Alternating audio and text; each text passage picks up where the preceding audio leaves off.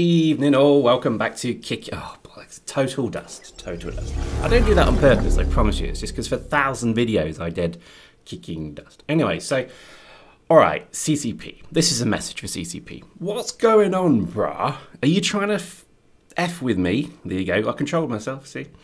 Today what we're going to talk about is the massive news about 1.10.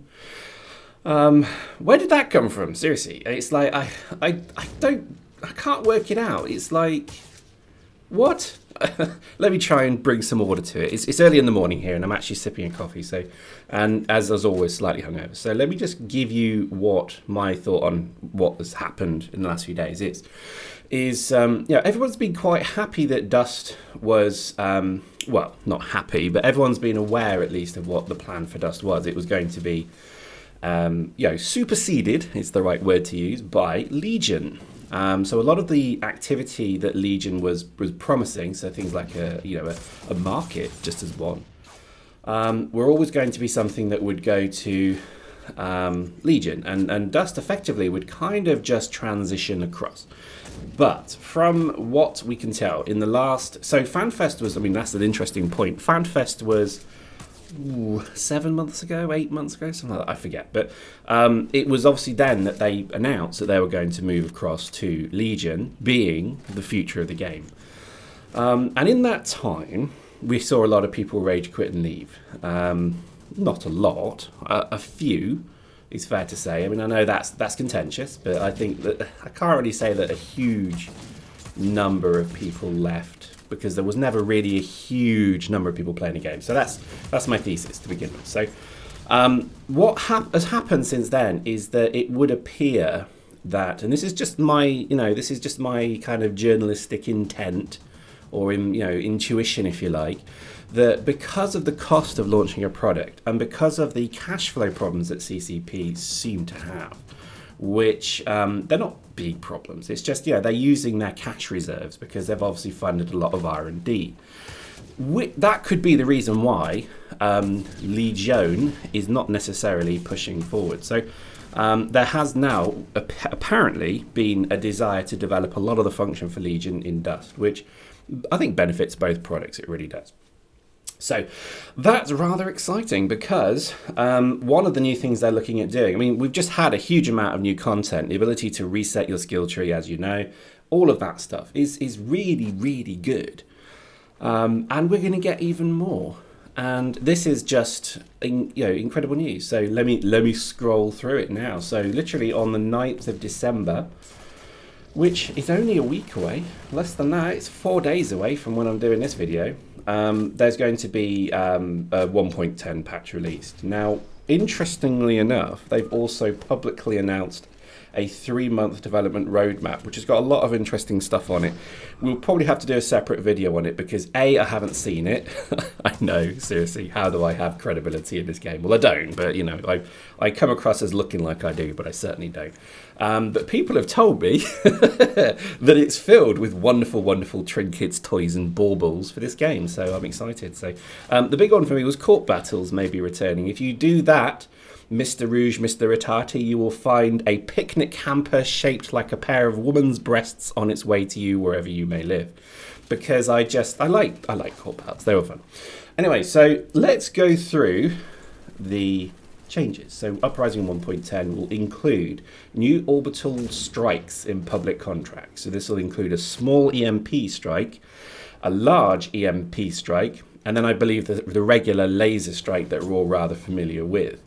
So let's just talk about that. So basically, if I'm not mistaken, a small laser strike is a single beam, probably, and it will just basically destroy anything above, or rather, on a building. It's there to stop rooftop campers, and 300 war points is all you need to do that, which means you could have lots of people spamming them, because I'm sure most people make 300 war points a match, unless you're a complete noob.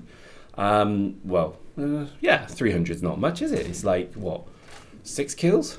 No. Yeah, 6 kills. It's like, that's not much, come on. So I think if you can do that, then that's obviously really cool. I think that's just going to be incredibly different, exciting change of game. You're still going to have people glitch the pads, but I still think it's cool. I like it. I think that is way better than just fixing spawn pads upon high. I think that, again, it shows a really nice approach to the game. Instead of just trying to balance and fix, some clever little chappy wappy has basically decided to fix a problem by making a new bit of content. CCP, if you keep doing that, I'm just gonna love you so much, because if that's really what people want. You know, if like there's a problem with heavies, for example, everybody just changes to heavies because you're gonna win a kind of point-on-point match against any suit if you're in a heavy. So it's kind of what people, when they're beaten, they switch to a heavy. So if you can find a clever way to do it, so like an EMP gun that will just disable their suit for like 5 seconds, something like that. I mean, that's the kind of development that people love. And I think people respect that kind of development. And it is showing a really, really nice, I don't know, style that is emerging from CCP now. So, you know, big ups. Let's move on. So what's the next one? Daily missions and rewards. Ooh. Daily missions is a nice idea. That'll probably just be a few missions that you have to run. I do like that. I think that's brilliant. Not much more to say about that, really. I think that's really nice. Loyalty rank displayed in kill feed.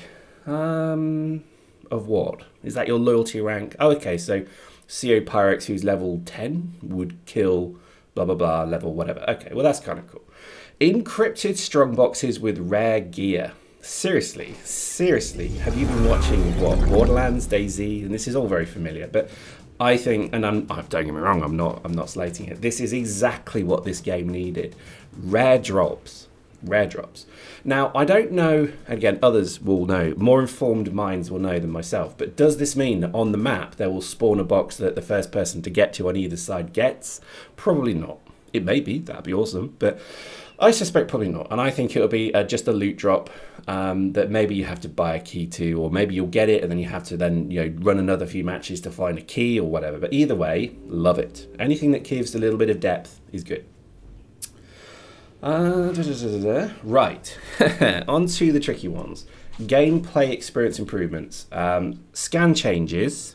Let's start there. That buggers up my entire style of play. I've not even done videos on it because I just wanted to keep this as my little advantage. But I have run a Caldari Scout for quite some time now, and I see all.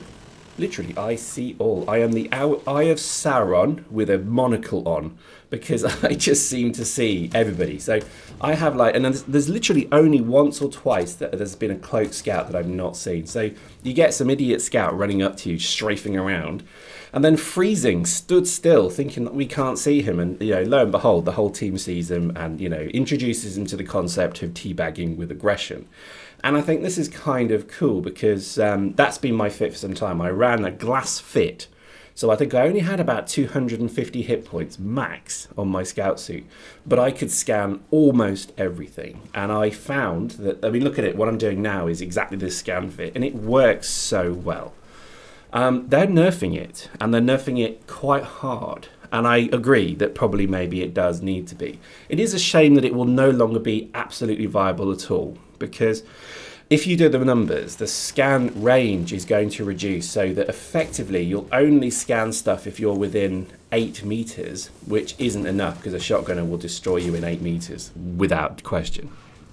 Whereas and then from 8 meters to 16 it's half, and then 16 to above it's a quarter. So it just won't work. You won't really have the ability to scan with the strength that you do now passively. Again, I'm not going to defend it. A lot of people white knight. So as soon as you start talking about shotgun scouts and heavy suits and that, people just absolutely nerd rage. I'm not, and that shows how much of a better person I am than you. I'm kidding, but by me just saying, look, that's the way I've run for about, what, 2 months, 3 months? They're nerfing it so that I have to completely change. I'm accepting of that, and I'm almost excited about that because it means I can try something very different again. So, I'm not going to cry a tear for Argentina here, because the reality is that it's going to be an interesting discussion and exploration of different tactics. So for me, I think I'm just going to deal with it. I'm quite content with it. The other one is the equipment bandwidth is going to change. Now, again, with my kind of fawning, flailing stupidity, I'm going to try and summarize it. But all the equipment will have a bandwidth, and your suit then has a bandwidth. So if you're in a Logi, you drop all of your spawn pads and equipment and whatever, and spawn pads, and then you switch to a heavy suit and go and start, murdering people. Well, that means all of your equipment will now disappear, because there's only a certain bandwidth that the suit can support, and if you change your suit, then they disappear. I think I've got it right. Post in the comments if I haven't. But either way, that will stop spawn camping as well, or rather hide spawn camping, because you would have to run that fit on your suit. So if you switch to a heavy, I think you've got 0 bandwidth for equipment because they don't have an equipment slot, which means you'll lose all of your spawn pads. Love it, CCP. Love it. I think this is good. I think this is really good stuff. I'm moist with excitement, because it's going to be interesting to see how the hell this works. And I think it's all good stuff. It's all really good, good stuff. I'm just reading this stuff now. So a major wall barge flux strike, impact radius 500 meters. Surely not. 3,000. Major wall barge laser strike, impact radius 5. Okay, so the strikes are not going to be too much different. Either way, this is exciting. As we conclude, I think this just again shows that CCP are a bit of an enigma, because they gave us all this impression that everything was done and dusted. See what I did there?